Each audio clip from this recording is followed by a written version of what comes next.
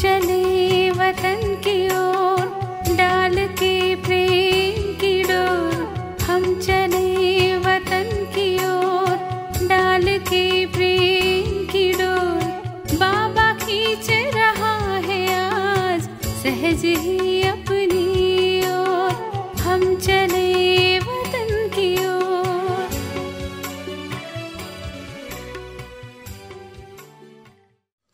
ஓம் சாந்தி 5/12/1970 அவ்யக்த பாப்தாதா மதபன்.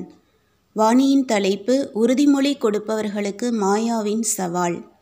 சப்தத்திலிருந்து விலகி செல்ல மற்றும் சப்தத்தில் வர தெரியுமா? எப்பொழுது விரும்புகிறீர்களோ அப்பொழுது சப்தத்தில் வரவும் மற்றும் எப்பொழுது விரும்புகிறீர்களோ அப்பொழுது சப்தத்திலிருந்து விலகிச் செல்லவும் அந்த மாதிரி சுலபமான பயிற்சி பெற்றவர் ஆகிவிட்டீர்களா? இந்த பாடத்தை உறுதியாக்கி இருக்கிறீர்களா? வெற்றி ரத்தினமாக ஆகிவிட்டீர்களா? எதன் மீது வெற்றியடைந்தவர் ஆகியிருக்கிறீர்கள்? அனைவரின் இதயத்தின் மீது வெற்றியடைய முடியுமா? எப்படி பாப்தாதாவின் இந்த காரியத்தின் குணத்தின் நினைவு சின்னம் இங்கு இருக்கிறது அல்லவா? அதேபோல் தந்தைக்கு சமமாக வெற்றியடைந்தவர் ஆகிவிட்டீர்களா? அனைவரின் மீதும் வெற்றியடைந்து விட்டீர்களா? உங்கள் மீது வேறு யாராவது வெற்றியடைய முடியுமா? அந்த மாதிரியான நிலையை பட்டியில் உருவாக்கினீர்களா? பட்டியில் இருந்து சென்ற பிறகு நடைமுறையில் சோதனை இருக்கும். கௌரவமாக தேர்ச்சி பெறுவது என்றால் எண்ணத்தில் கூட தோல்வியடையாத நிலை. அந்த மாதிரி ஆகியிருக்கிறீர்களா? ஜி ஹா, சரி ஐயா என்ற கோஷத்தை நேற்று நன்றாக போட்டீர்கள் என்ற செய்தியை கேட்டோம். அந்த மாதிரி உறுதி செய்தவர்கள் கௌரவமாக தேர்ச்சி பெற வேண்டும். உறுதிமொழி செய்பவர்களையே நடைமுறையில் மிக அதிகமாக சோதிக்க வேண்டும் என்று மாயாவின் சவால் இருக்கிறது. எதிர்கொள்வதற்கான சக்தியை எப்பொழுதும் தன்னுள் தக்க வைத்துக் கொள்ளுங்கள். யாரெல்லாம் அஷ்ட சக்திகள் சொன்னீர்களோ அவைகள் அனைத்தையும் தாரணை செய்தீர்களா? ஞானமூர்த்தி, குணமூர்த்தி அப்படி இரண்டுமாக ஆகிவிட்டீர்களா? மாயாவை மிகவும் நல்ல முறையில் நிரந்தரமாக விடை கொடுத்து அனுப்பிவிட்டீர்களா? உங்களுடைய ஸ்தூல விடை அளிப்பிற்கு முன்பு மாயாவிற்கு விடை கொடுக்க வேண்டும். மாயாவும் மிகவும் சாதுரியமானது, அதாவது புத்திசாலியானது. எப்படி சிலர் சரீரம் விடும் பொழுது எப்பொழுதாவது மூச்சு மறைந்து உள்ளேயே இருந்து விடுகிறது. இவர் இறந்து விட்டார் என்று அனைவரும் நினைப்பார்கள். ஆனால் மறைந்திருந்த மூச்சு மீண்டும் இயங்க ஆரம்பித்து விடும். அதைப்போல் மாயா தன்னுடைய மிக சூக்ஷ்மமான ரூபத்தையும் தாரணை செய்கிறது. எனவே எப்படி டாக்டர்கள் இறந்தவரிடம் மூச்சு எங்காவது மறைந்திருக்கவில்லையே என்று நன்றாக சோதனை செய்கிறார்களோ அப்படி மூன்றாவது கண் மூலமாக தன்னை மிகவும் நன்றாக சோதனை செய்ய வேண்டும். பின்பு இந்த விஷயம் எனக்கு இப்பொழுதுதான் தெரியும் என்ற வார்த்தை ஒரு பொழுதும் வராது. எனவே பாப்தாதா முதலிலேயே எச்சரிக்கையுள்ளவராகவும் புத்திசாலியாகவும் ஆக்குகிறார். ஏனென்றால் உறுதிமொழி எடுத்திருக்கிறீர்கள். எந்த இடத்தில் உறுதிமொழி எடுத்தீர்கள்? யாருக்கு எதிரில் எடுத்தீர்கள்?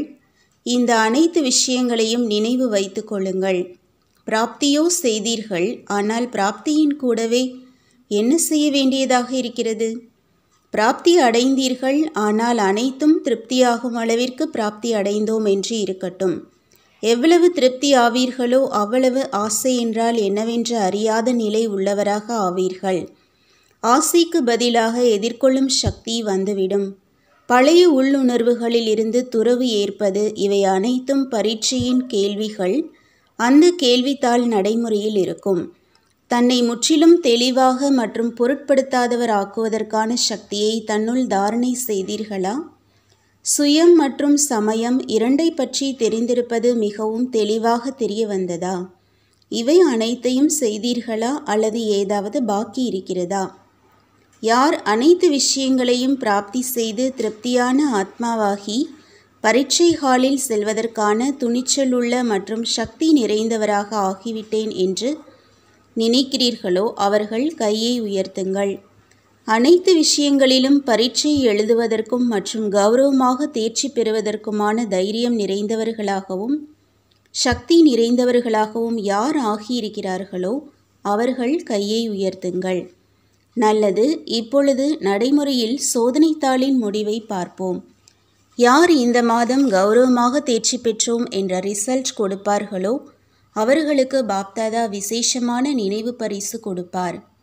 ஆனால் கௌரவமாக தேர்ச்சி பெற்றவர்களுக்குத்தான், சாதாரணமாக தேர்ச்சி பெற்றவர்களுக்கு இல்லை.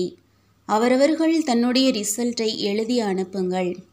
இவ்வளவு பெரிய குரூப்பிலிருந்து எத்தனை பேர் கௌரவமாக தேர்ச்சி பெற்றார்கள் என்று பின்பு பார்க்கலாம். ஆனால் உங்களுடைய டீச்சர் மற்றும் உங்களுடன் இருப்பவர்கள் அவர்களிடமிருந்தும் எப்பொழுது சர்டிஃபிகேட் வாங்குவீர்களோ அப்பொழுதுதான் நினைவு பரிசு கொடுப்போம். சுலபம்தான் இல்லையா? எப்பொழுது தைரியம் நிறைந்தவர்களோ அவர்களுக்கு இது என்ன கஷ்டமாக இருக்கப் போகிறது? நான் வெற்றி மாலையின் வெற்றி ரத்தினம் என்று எப்பொழுதும் நினைவு வைத்து கொள்ளுங்கள். இந்த நினைவில் இருப்பதினால் ஒரு பொழுதும் தோல்வி ஏற்படாது. நல்லது. நிறைவு நாளன்று முழுமையாக பலியாகியே விடுவோம் என்று அனைவரும் கூறினீர்கள் இல்லையா? அப்படியானால் முழுமையாக பலியாகிவிட்டீர்களா? மகாபலியாகி சென்று கொண்டிருக்கிறீர்களா? அல்லது இன்னும் கூட கொஞ்சம் இறக்க வேண்டியதாக இருக்கிறதா? மகாபலியின் எதிரில் மாயாவின் எந்த பலமும் செல்லாது. அந்த மாதிரியான நிச்சயத்தை தன்னில் தாரணை செய்து சென்று கொண்டிருக்கிறீர்கள் இல்லையா? ரிசல்ட்டை பார்ப்போம். பின்பு பாப்தாதா அந்த மாதிரியான வெற்றி நட்சத்திரங்களுக்கு ஒரு ஆன்மீக மாலையை அணிவிப்பார். நல்லது. ஓம் சாந்தி.